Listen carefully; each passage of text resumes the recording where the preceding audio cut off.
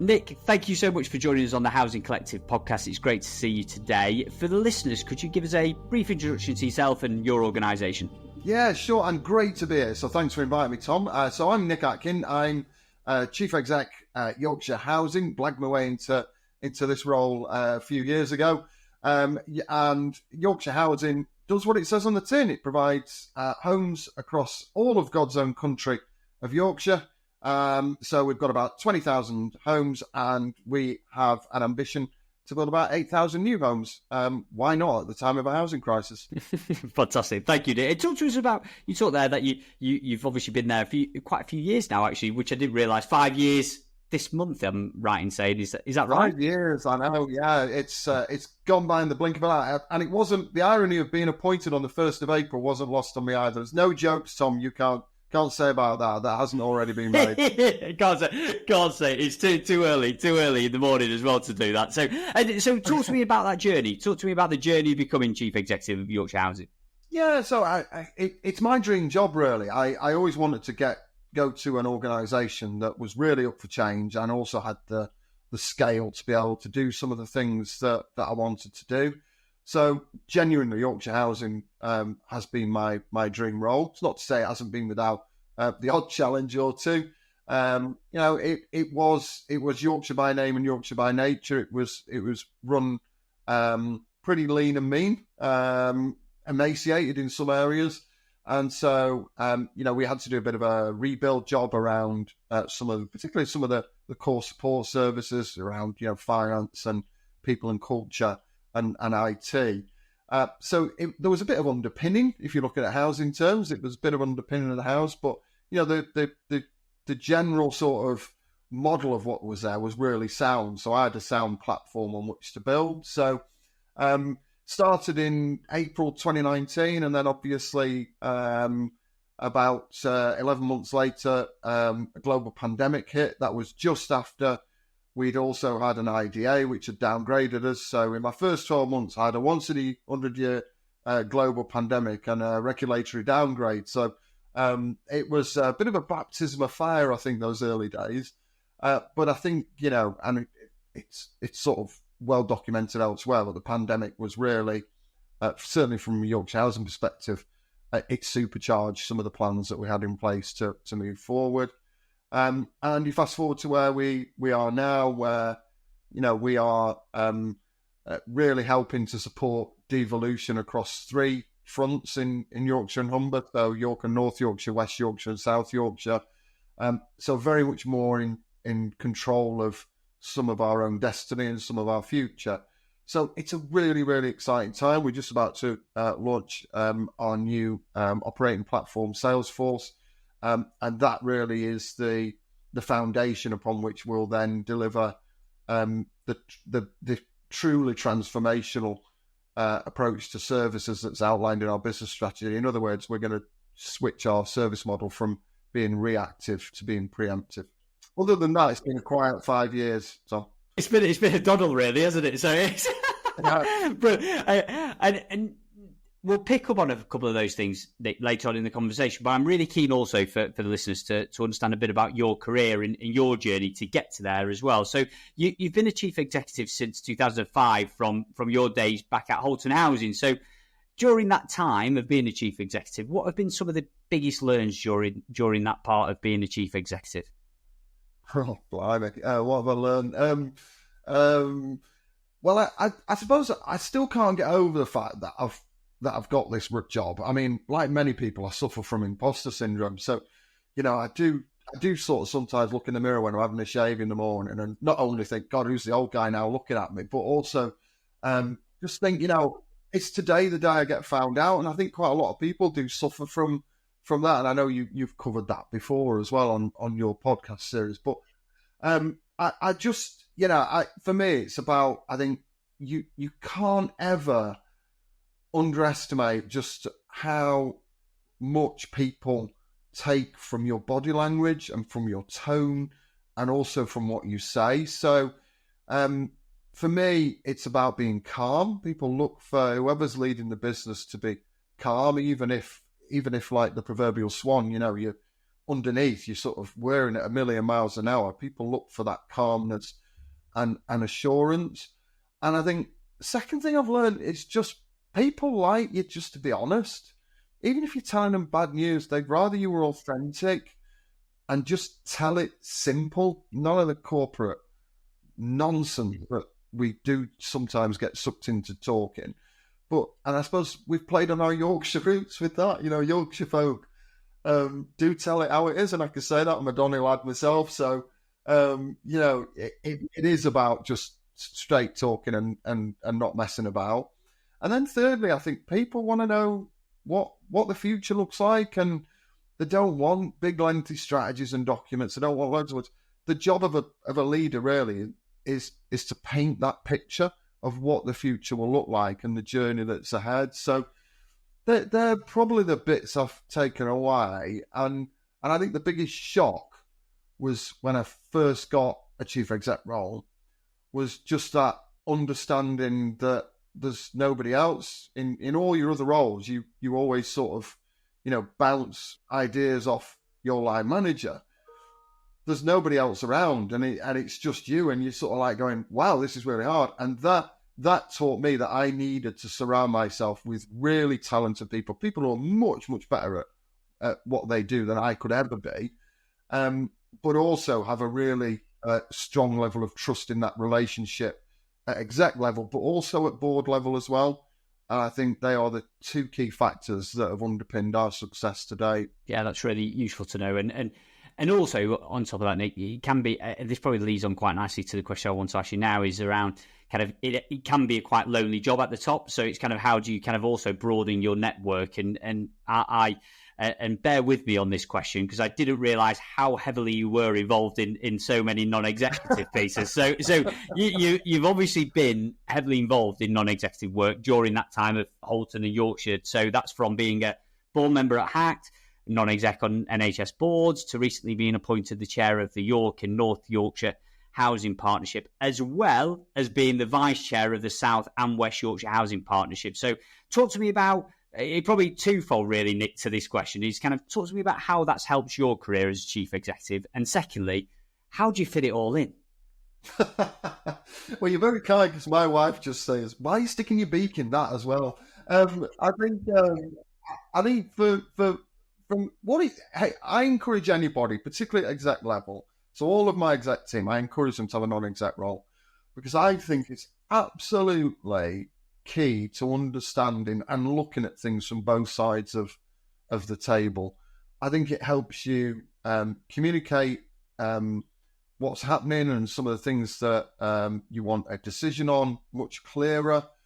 I also think it reminds you that any non-exec, by their very nature, has an episodic relationship with the organisation, so they dip in and dip out. And so therefore, you sometimes need to remind them of the context that for us that are in the business day in, day out, we take for granted, and that sort of, common knowledge. Sometimes it's about just reminding non-execs that there's a wider context against which the issue or the decision sits. So, and also I just think it's been invaluable for me in terms of understanding how different organisations and businesses work. As I am from Doncaster, I advocate theft, but only theft of ideas. I hasten to add, sort of not wishing to cast aspersions on the good character of anybody from Doncaster, but we love to take a good idea and apply it. So it does enable you to see some really, really good things that happen elsewhere and apply them, bring them back into your own organisation. And on the flip side, you do also get to see some things that you think, we need to make sure we really avoid doing that, because as a board member in particular, that would really hack me off. So I think for me, the learning has been absolutely invaluable, and that's why I encourage anybody at exec level to do the same. And just in regards to that perspective, Nick, when we're speaking to a number of executives and also senior leaders across various different housing associations, given the challenging operating environment that people are going into, a lot of them say, I'd absolutely love to take a NED role into my portfolio, I just haven't got the time. Clearly, you have multiple roles and a very busy chief executive role. So what advice would you give to senior leaders who are having that conversation and wanting to add a Ned role into their portfolio? I think, yeah, you're right. There's a finite amount of time, but I think the more senior you get in an organisation, the more choice you have around what you do with your time. And I would also always say to people, are you spending enough time on the business as opposed to in the business? And what I mean by that is that, certainly a chief exec or an exec, the vast majority of their role is about planning for the future, is having that clear vision, but also, working out what the key stepping stones are to realise that future ambition. And you can't do that if you're whirring around in the minutiae of the business. I also think there's a thing about I have a big thing about doing the work at the time that your body best naturally suits you. So I'm a morning person, so I get up really, really early every morning. I know I do my best stuff if I want to write, a good board report, or if I need to do some thinking, if I need to do some mind mapping of some issues that I've got, I'll do that probably before 9 o'clock in the morning.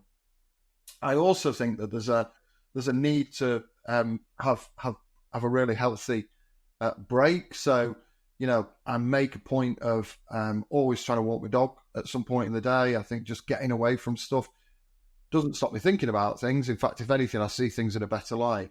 And then finally, I think I'd really advocate the importance of exercise. And, I do a bit of running. I have to say, some of the best ideas I've ever had have been whilst I'm running. And that's because, your mind's completely free. So you're not sort of distracted by other things. And so your thinking, I think, goes to a much better level.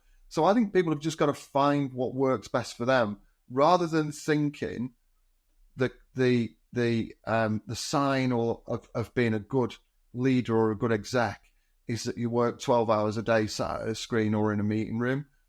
That's not value adding. I think this is about what value you're adding to a business and how you draw upon skills and experience from within your own organisation and outside your own organisation to achieve that. Yeah, really interesting. I'm also smiling, Nick, at how modest you're saying around it. You do a bit of running. Yeah, a lot more than me, Nick, that's for certain. It's kind of stuff. I've not got a young family anymore. If I had a young family, I'm not sure I'd be doing it. And if you saw the state of me at the end of each run, you would not be impressed. And then just taking back around, obviously, all the advice that you've got, Nick, and all the advice that you've clearly got from external parties as well. I mean, you look back now and kind of what advice would you give to the Nick of 2005 looking to take that first chief executive role? Yeah, that's a great question. I would probably say to myself, relax a bit more, be a bit more authentic. Don't think that you've got to prove everything straight away. And also take time. I think in my early days, I probably rushed in to think that I needed to give an answer or to have a view on something immediately. And sometimes just having a little bit of time, a bit of breathing space, just to work out what it is that, what's the issue, what you're being asked, what are the implications, what are the risks, what are the opportunities, just mulling all that through. Just buying a little bit of time and not rushing in. And also, I think the other thing, Tom, that I probably didn't learn early days was I thought that just because I was the chief exec, people would do what I asked them to do. It took me a while to realise, and I do mean this, the chief exec is probably one of the least listened to people in any organisation because what actually happens, and you see it. You have a conversation with people and they're nodding and going, yeah, we'll do that, Nick. But there's almost like this invisible speech bubble above their head that is like, there's no way I'm doing that. I'm absolutely not. If I just nod and tell him and I go away, he'll be happy. So I think there's that thing sometimes around show me. So when people say, yeah, they're going to do stuff, it's sometimes just very subtly, but following up in a very sort of coaching type style, as opposed to, my style's certainly not dictatorial, but in that coaching style of just sort of saying, well, okay, well, that's not been done. What else were you doing that was more important? And, True. what decisions did you make in terms of how you prioritize that over, what I explained was a priority for the business. So it's perhaps just recognizing that, people are nice to you and nod, but it doesn't mean to say they're actually going to go away and do what you've asked them to do. So you need to sell. You need to sell why it's important. You need to sell why it's important. Yeah, no, brilliant. Thank you, Nick. That's really good advice. I mean, and on the point around, you touched on it earlier around kind of the Yorkshire housing journey and vision. So talk to me about how the journey has been, because clearly you've had some challenges, but also what is the vision now for the organisation? And has that changed over the last 4 or 5 years? It definitely has changed over the last 4 to 5 years. So one of the attractions of the main attraction of coming to Yorkshire Housing, when I talked about it having the scale and ambition, I've always wanted to be part of an organisation that transforms the customer service offer. I've talked before about that being from reactive to preemptive, but if you actually unpack the customer service offer at the moment, it's all based on service failure. And even worse, we wait for the customer to tell us about that service failure before we do anything. And I'm not just talking about repairs, which is the obvious one, but, about arrears, about people needing to move. And actually, what we are doing and what our big strategic ambition is to transform that service offer so that we achieve our vision, which is to be the UK's best housing provider. So it's a bold vision, it's a bold ambition. But you know what? If you've got a vision for a business, it's got to excite people. And I meet with all of our new starters. So once a month, we get all our new starters together, a welcome session. I do the session, and I always talk to them about the fact that you are part of a revolution. You are part of a revolution at the moment of how the houses that will transform how the housing service offer is delivered going forward. So you are right in the middle of this revolution. And the thing about revolutions is that people don't realise the revolution is ongoing until they come out at the other end of it. Unless you were the middle classes in the French Revolution and you lost your head, and then you realise when you were in it that it was a revolution. But other than that, most people don't realise the scale of change before they come out the other side of it and look back and go, blimey, that was a really pivotal period. So for me, that vision has got to excite people. So we say, we're going to be the UK's best housing provider, and we're going to transform the way that we deliver our services from service failure to service excellence and that whole reactive to preemptive journey. And I say, if that doesn't excite you, then call an ambulance because, your heart stopped. You've got no pulse. If that doesn't get you sort of the hairs on the back of your neck, because I've not got any on my head. But if that doesn't get the hairs on the back of your neck stood up, then nothing else will. No, agreed. And just on that, I think that's a really interesting point to go down as well, Nick, is that you have such an ambitious vision there and a really kind of exciting vision for any potential employee, and also the team that you've got there, is that you want to be the UK's best housing provider. But on the flip side to that, you've just said, obviously, around the chief exec, that at times it can at times go through one ear and out the other when you're delivering that vision. So clearly that vision and that messaging, it doesn't happen overnight for everyone to kind of that light bulb moment to go on in people's minds. So how do you make sure that everyone is on board, that there's the right tone in messaging and everyone is very clear of where you want to get to? So I think it goes back to the fact that, a big part of the chief exec's role is sales. So it's about selling that vision. And it's about continually bringing people back to what it is we're aiming to achieve as a business, and importantly, how they contribute or are contributing to that. So it's that continual restatement of what we're doing, very often in very subtle, very different ways, but ensuring that people actually realise that we're serious about this, that this isn't just another fad. It's not, this month we're going to transform the housing service, what we're going to do next month. It's actually about the fact that it becomes part of our DNA, becomes part of, our language, our tone of voice. It becomes part of, what makes us as a business drive forward. And And I also think the other way that we do that is that, one in three of our 850 colleagues have joined us in the last 2 years. And we're always looking for talented people. So always jump on the Yorkshire Housing website, always recruiting. And we also use fab agencies like Tom's as well. So quick plug. Anyway, after that, as part of our recruitment process, again, we've got a very different recruitment process to many organisations. Our recruitment process, as you know, Tom, works on do you get us? Do you want to come and work for Yorkshire Housing? Not do you just want a job as X or Y, but do you want to come and actually work for Yorkshire Housing? Do you want to be part of this journey? And how will you contribute to that vision? And also, how do you demonstrate our values? And that is what's part we do. So we don't ask how many years of doing X or Y somebody's got, or sort of competency questions about in a situation where this happened, what would you do?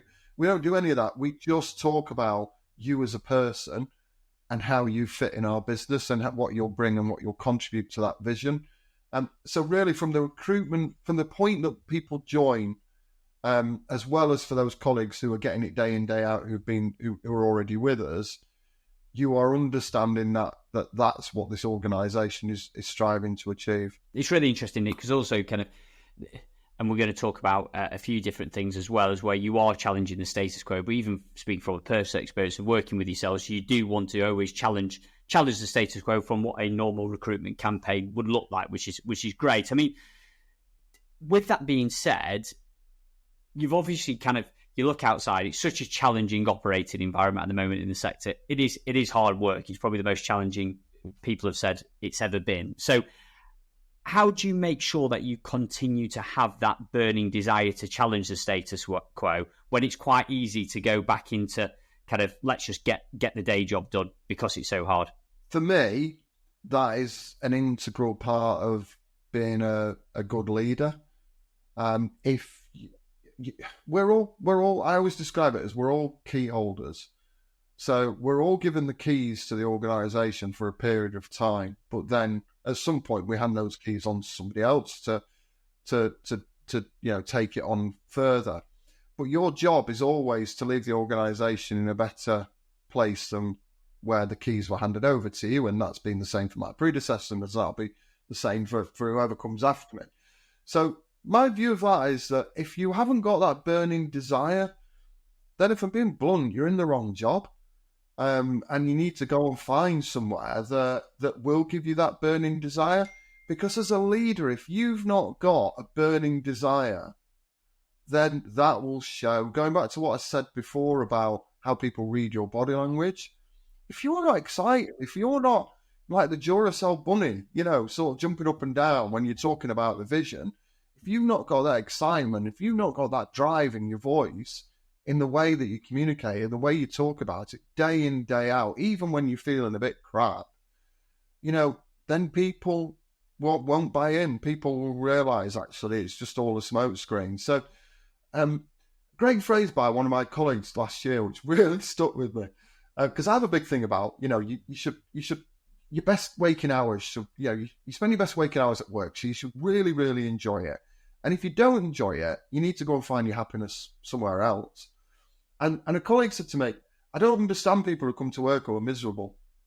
She said, because, it's not like there are any bars on the windows or locks on the doors, is there? And I just thought, what a great way of sort of summarising, that need to, find happiness in what you do. But if you've not got it where you are, then move. And as I do, at the moment in particular, it might be a challenging operating environment, but it's a very vibrant employment market at the moment. So people do have that ability to move. So, if people are listening and if they're unhappy where they are and they want to go and find their happiness at Yorkshire Housing, then we'll welcome them with open arms. And there's no bars on the windows neither. just in case there are some dodgy people out there, we do have some locks on the doors, though, just in case you think you can just walk in. Yeah, we've all got the keys. And Nick, talking about challenging the status quo, it's well documented. Yorkshire embedded the Martini principle to agile working long before the pandemic hit us. So can you talk to us about that journey and how that's worked for you so far? Yeah, so there'll be some people who don't know what martini is, and it's a dreadful drink that most people only have at Christmas, or if you're watching a James Bond movie, it makes it looks palatable, but it tastes bloody awful. But they used to have a marketing slogan, which was anytime, any place, anywhere, and I think we've taken that principle, I suppose, and adapted it to, work is something you do, not somewhere you go, and you don't have to be in work to be in work. And so what we mean by that is to recruit and also retain, because all too often the focus is on recruitment, and that's really important. And sorry, Tom, I don't mean to undermine your business model, but not enough organisations focus on retaining really talented people. So my whole thing around this is, and again, the feedback I've had from you and others who are experts in this space, is that, people now, particularly post-pandemic, value flexibility in where they work, when they work, and how they work, as much, if not in some cases more, than salary level.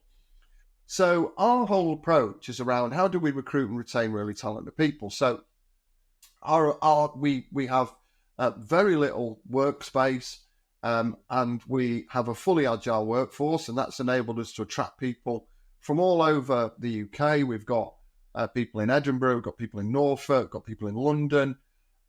We've got colleagues in the Netherlands. So, it's enabled us to attract people from all over. We do try and draw the line at Lancashire. We don't want any of those sort of dirty Lancashire lot coming across the border into Yorkshire. A few do get through the barbed wire, but we do have a filter that tries to keep them out. Sorry, any Lancastrians, we love you really. But it's that whole thing around that approach being part of, yes, recruiting and retaining good people, but also that then enables us, because of that flexibility, it enables us to provide a much more responsive service for our customers. And that's what's at the heart of this, Tom, is that actually that enables us to provide a more locally intensive service and one which is more responsive. And that's still a journey that we're on, because we're our aim is to be a low carbon business. And so we want our people to travel less as well. And, that people talk about, and there's lots of arguments about, why people should come into an office. For me, I just think that detracts from a key point that you're dealing with adults, and adults can make their own informed decisions. They do not need an organisation to tell them when they should work, where they should work, and how they should work. 98% of grown-up adults can pretty much work it out for themselves and will make better choices than organisations prescribing. Yeah, it's a really interesting point. And just given that everyone has, because the pandemic forced them to, I hate the word kind of hybrid or agile working, particularly during the pandemic, because it was just forced home working. But clearly that has continued post-pandemic, that people have now got an agile working. But how did you get buy-in from your board at the time when realistically no one was doing that, Nick? And then on top of that, what advice would you give to chief executives when they're going to board with something which is quite challenging and not the norm as such?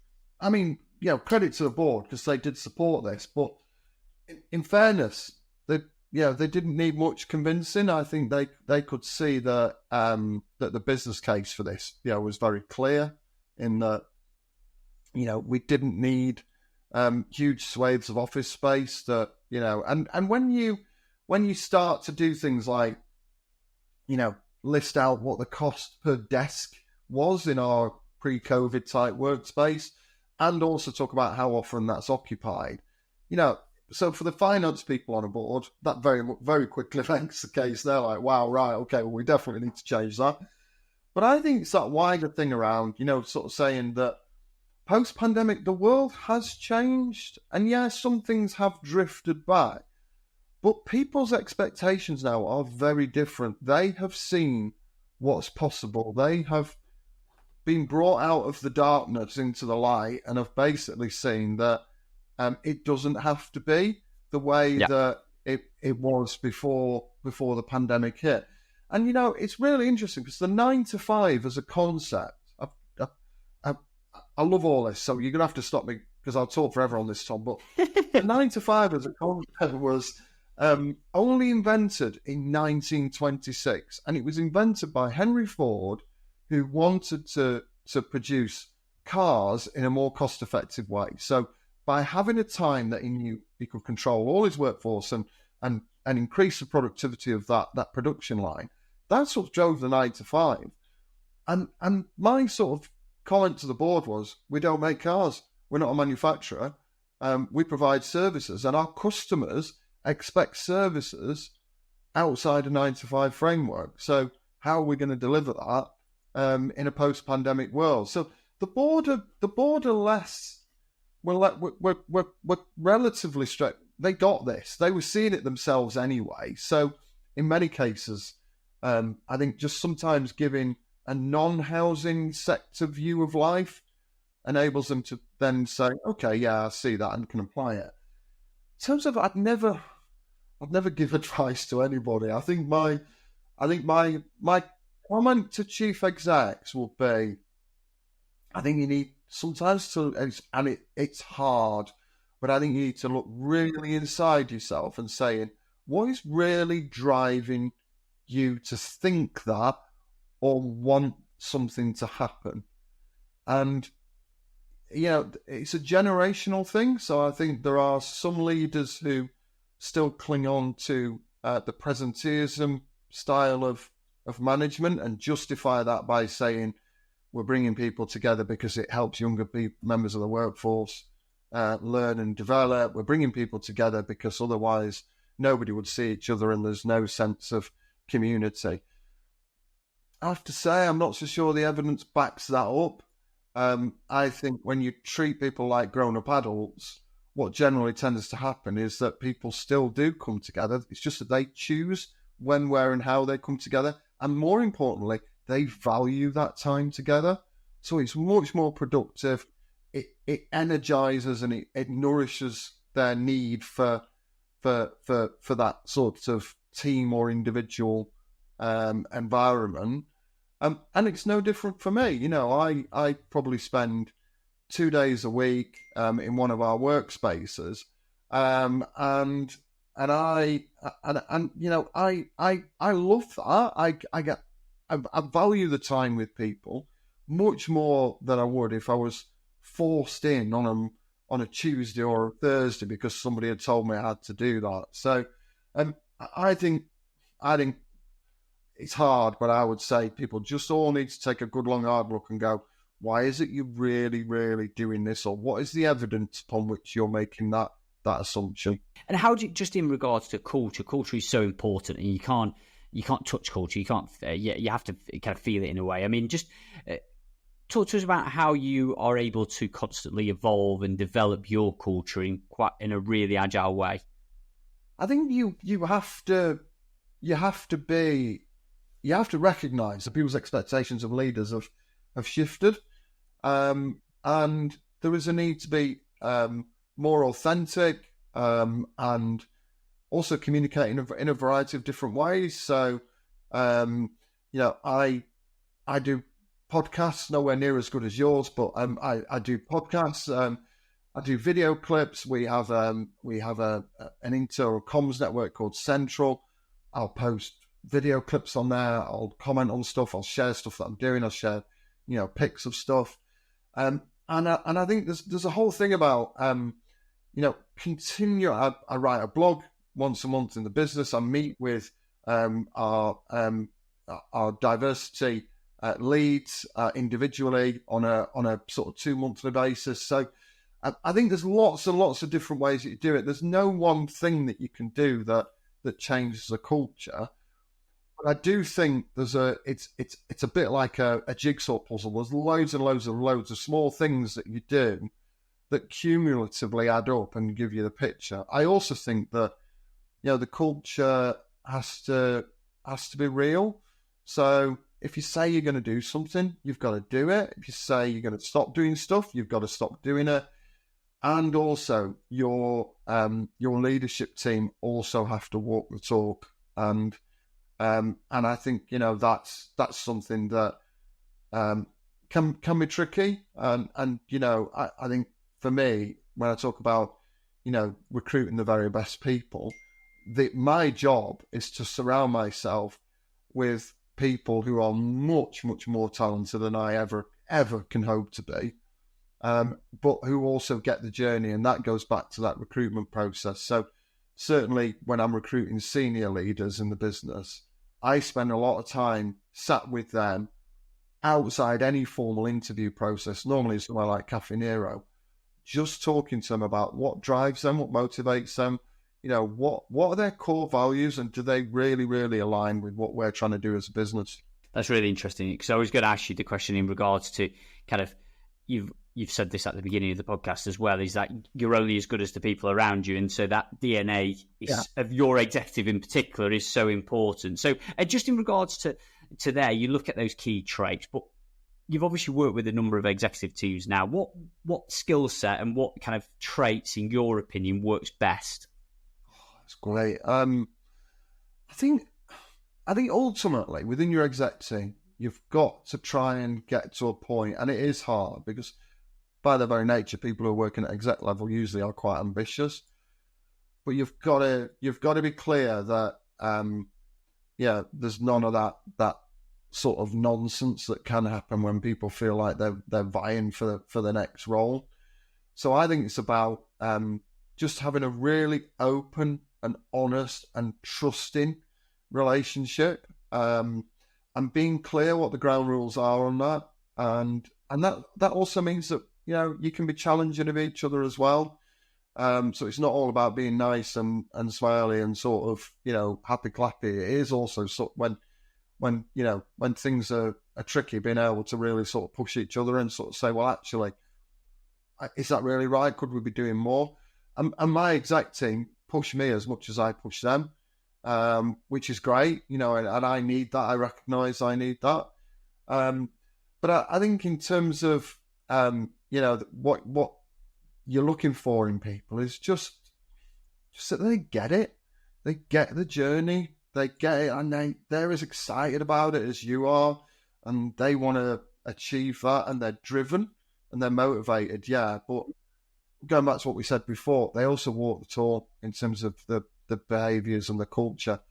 And I think I've seen in a few cases other exec teams where when you scratch beneath the surface, that isn't really there. And that's why as part of any recruitment process, I spend so much time getting under the skin of the individual rather than just getting them to answer a load of staid interview questions. And that's really interesting, because clearly, as you said, I was wanting to touch on this because you've recently just recruited a new executive yourself, and it said there you can't, in a stage structured interview process, it's very unlikely that you'll be able to gauge in an hour interview how open someone is, how trusting they are, and how much of constructive challenge they're going to be. So doing that kind of outside of the boardroom conversations it's invaluable, isn't it, really? Absolutely. And the other thing, I haven't got all the answers either, but I also use an organisational psychologist, and it's interesting because she really does get under the skin of and, sometimes you're in that interview process and there's something not quite right. It's like an itch that you can't scratch, and you're like, what is it? Why is my gut telling me that something isn't quite right about this person? And for me, when I talk about that jigsaw, the missing piece very often comes from the work that the organisational psychologist has done, and what she shares with me. You then go the penny drop moment. You go, right, okay, that's why I was feeling that way. That's why. And in some cases, it explains something and removes a barrier. In other cases, it makes you realise actually this person might need to find their happiness somewhere else. Yeah, no, it's really interesting. And final question, Nick, before we move on to the quick fire questions. So it's kind of I'm ready for the quick fire. There's still quite a few. Yeah, exactly. So, I mean, as we look forward to this new financial year, and despite the challenging outlook, as you say, it is quite a vibrant market at the moment, and it can create so much joy in the sector as well. I mean, what do you see some of the opportunities for the sector over the coming year? I think the focus on consumer regulation, first of all, is absolutely the right way forward. So I think that renewed emphasis on the importance of the customer being at the heart of our decision-making process, at the heart of our organisational focus across as a sector. I think that's great, and I think for many people that's reinvigorated them. I think we need to be careful that we don't get into too much prescription of what that should be like, and also I think we also need to make sure that there's a balanced regulatory enforcement of that. But I think in terms of the other opportunities, I think we've got everything we ever asked for as a sector. So I remember 6 years ago, there was there was the run for homes, there was the march for homes, there was the walk for homes, and there was this sector-wide campaign to raise the profile and importance of housing. As we enter into what will be a general election this year, housing, without a shadow of a doubt, is now front and centre on all the main parties' agendas. I think that's a fantastic opportunity for us to really make the case for a long-term plan for housing, and that's what we need. It can't be a political football where priorities ebb and flow. There needs to be a cross-party consensus agreement that certain elements of the long-term housing plan for this country are fixed, and that they will sort of stick to that. And I think our trade board, the National Housing Federation, is making a really strong case for that alongside our professional body, the Chartered Institute of Housing. But for me, I just think we have got that profile now. We've got that recognition. We now need to turn that into delivery. Thank you, Nick. I thoroughly enjoyed this conversation as always. I mean, as I said, I pre-warned you before I let you go. We do have some quick fire questions. So, what has been the most valuable leadership lesson you've learned? Be authentic. People see through you. People see through all the corporate spiel, all the nonsense. Just be authentic. Just be yourself. Brilliant. What advice would you give to an aspiring leader starting out on their journey? Don't listen to the voices in your head. So most aspiring leaders suffer from, basically they suffer from imposter syndrome. And certainly, we've been celebrating this week in our organisation International Women's Day. And we know that this is something that women in particular do struggle with.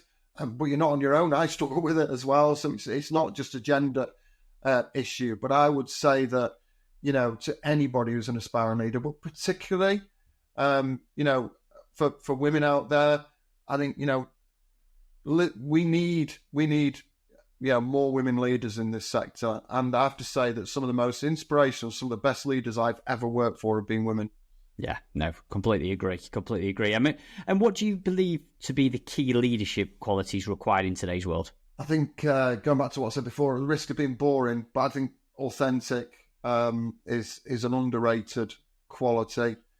Honesty as well, which might sound like a bit of a weird one. You say, well, why wouldn't you be honest? Well, sometimes some of the corporate spiel and way that things happen, but I just think sometimes you just need to be straight down the line. And I think visible as well. So, I make a point of trying to ensure that we have I have a presence that represents Yorkshire Housing on a variety of social media platforms. But also visibility in your own business and also visibility to your customers as well. Brilliant. And finally, one leadership book recommendation you'd give to the listeners. I'm laughing because my wife goes mad about the fact that I've got a pile of books on my bedside table that I keep going, I'm going to read that one.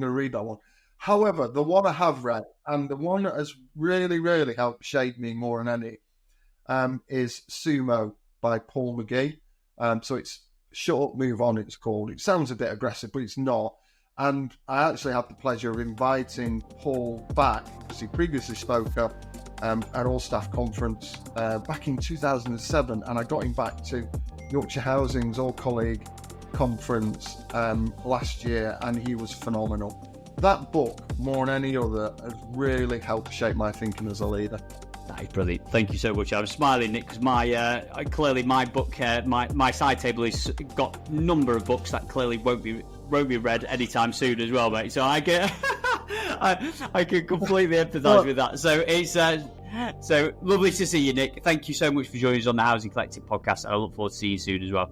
Thanks ever so much for having me, Tom. It's been an absolute pleasure.